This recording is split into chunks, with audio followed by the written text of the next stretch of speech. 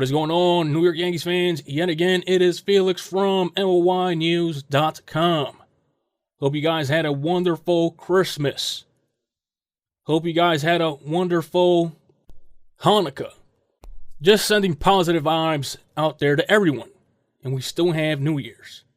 So let me get a few things out the way. I put an article out, and I got this information literally from a Major League Baseball source. If you don't want to believe it, that's fine. I don't care.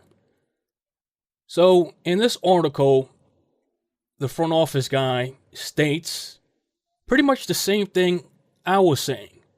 And there's a little bit of confusion out there. People actually think that I said the Yankees are going to trade for Trout. I've never said that. What the article says is that Mike Trout quietly wants out of the Angels, and he prefers three teams. First being the Phillies, second the Yankees, third the Mets. And thinking about that, I became kind of frightened for the simple fact that I gave Steve Cohen a new idea. So we better hope that Correa deal goes through. But his main team to go to is the Phillies. Phillies are stacked up, though. They've been spending a whole bunch of money. Yankees are the perfect landing spot. That's if he decides that he wants to leave. And in that article, I posted a link that was written about a year ago that stated the Angels were contemplating moving Mike Trout to left field. You see, some people just hear the name Mike Trout, and they don't know the reasoning behind how he could possibly be moved. Again, in my previous video, I laid it out. I know I get new viewers, new potential subscribers that skip out on old videos, so I'm going to repeat it again. It doesn't mean he's going to become a Yankee. Mike Trout himself, has the option. It falls onto him to decide if he wants to be a Philly, if he wants to be a Yankee, if he wants to be a Met. No trade clause. Jersey guy, and in that article it states that he's a hometown boy, New Jersey. So people hear his name and automatically get triggered. You got one elf on here on YouTube where you're going to hear a parody later, by the way. So I'm just warning you ahead of time. If you don't like that parody stuff, it's kind of immature, but for him, he deserves it because he's been yapping his mouth for close to 3 years now. So people automatically get triggered. Not knowing that the Angels are up for sale. Not knowing that Arte Moreno is having trouble selling his team. Not remembering a similar situation happened just a few years ago with the Marlins.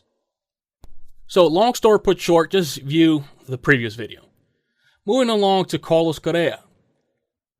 I put out a tweet stating it's just a conspiracy theory. Just don't take me at my word on this. It just can't be an ankle issue. It just can't be a leg issue. I don't know how HIPAA laws work when it comes to disclosing what they're finding. Obviously, they're not going to disclose it because, again, it's so obvious. It probably has something to do with it. Maybe they found something in his blood work. It could be. I'm not saying that's true, but why are teams suddenly shying away from giving Carlos Correa the years that him and Scott Boras are looking for? But I still think that deal with the Mets is going to go through.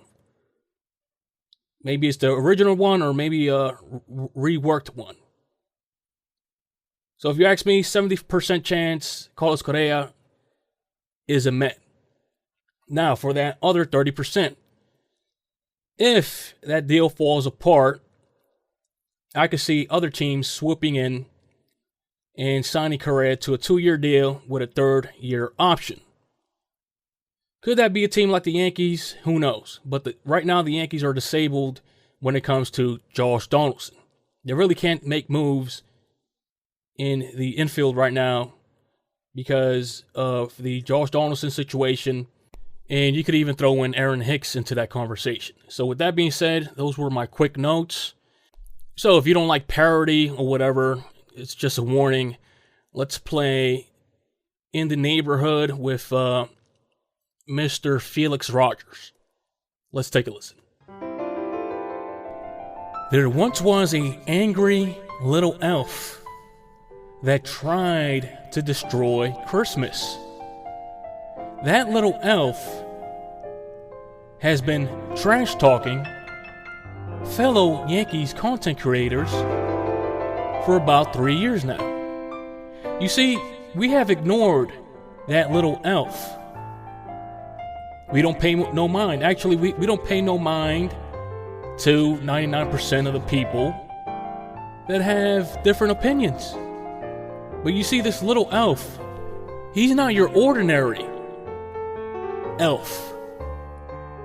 No. There's a darker secret lurking.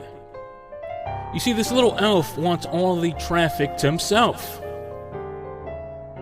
You see, this little elf tries to run negative SEO campaigns on other Yankees content creators, thinking that his subscribers are gullible. Where he says, oh, don't listen to that guy. He's full of it. Oh, this guy's gonna get sued. Don't believe it. Blah, blah, blah. Same old nonsense for 2 years now. So this little elf acts this way because, let's say, he was part of the underground dark world where this little elf scammed the hard-working men and women of the U.S. military, taking away medicine that they desperately needed, and lining up his little elf pockets, now having to owe the U.S. government over $200,000.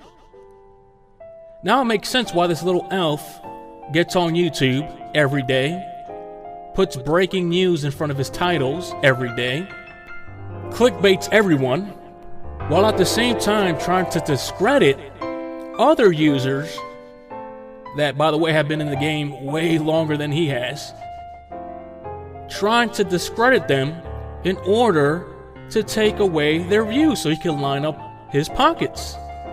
So this little elf and his wannabe mafia tactics is going to come to a stop, but it's going to come to a stop only if you allow it. Hey, you want to continue to listen to a content creator that bashes other content creators 24/7, that's great.